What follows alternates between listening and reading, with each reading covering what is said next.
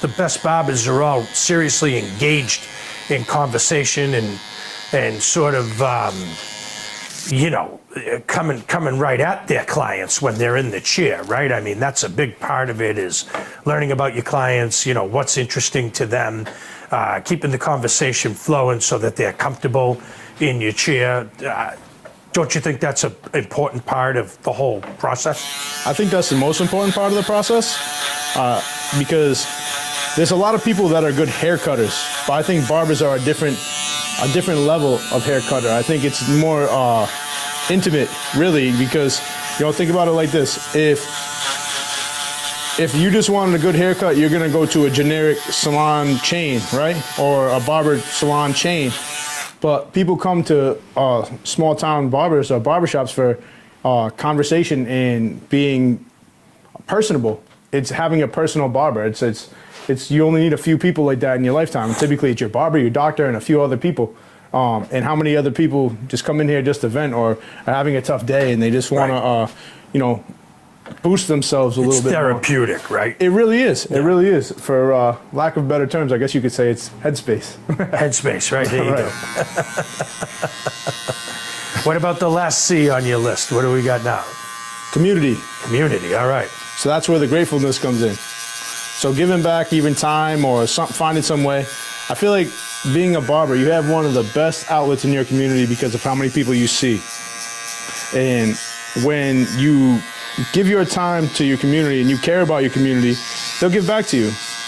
It all happens in the barbershop, right? That's right. I go in barbershops on a Saturday morning. You find the fire chief, the mayor, the school principal, and the biggest contractor in town, and they're all sitting there yucking it up with a barber. I'm amazed at how much a barbershop and even a beauty salon actually could touch the community in a small town. Isn't it crazy? Oh, it's wonderful, but that's the thing is you have to, if they're choosing to be here, you have to choose to be there for them. And sometimes that's even just being a listening ear and being consistent or being a good role model for the younger generation coming up. Because how many barbers shops nowadays are kind of, really influential to these kids. That's what made me want to be a barber when I was younger. So I like to be a good example and think about, when my grandmother was taking me to get a haircut and how respectful they were to them. Right. It was just, and that's something that stuck with me.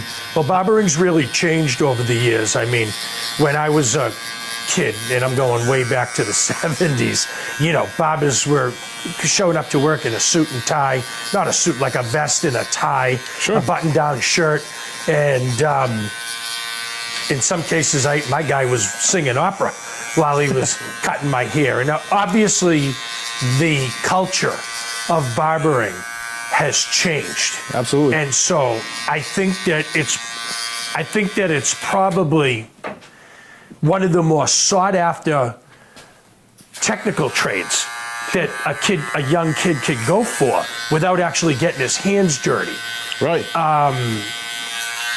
I hope that the essence of barbering doesn't get lost on the new kids that are coming up, because sometimes I worry that they're losing sight of what the trade of barbering really is. Sure.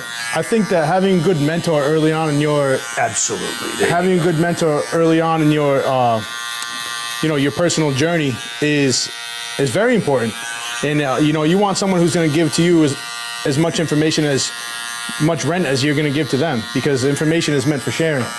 So the reality of it is when you put your all into something and someone's giving you back, it's a great thing, especially for the business, because my business is going to grow based upon how these younger guys are performing. And like you said, getting your hands dirty is nowadays, marketing without social media, being at these events, making yourself available. And I think that the next generation of barbering is going to see a lot more simplicity in its marketing, but a lot more challenging as far as getting that time, that face quality time in, because of how simple the marketing is now, as opposed to you had to be a lot more out there in your community, which is why I find so much strength in the community, because the reality of it is people want engagement.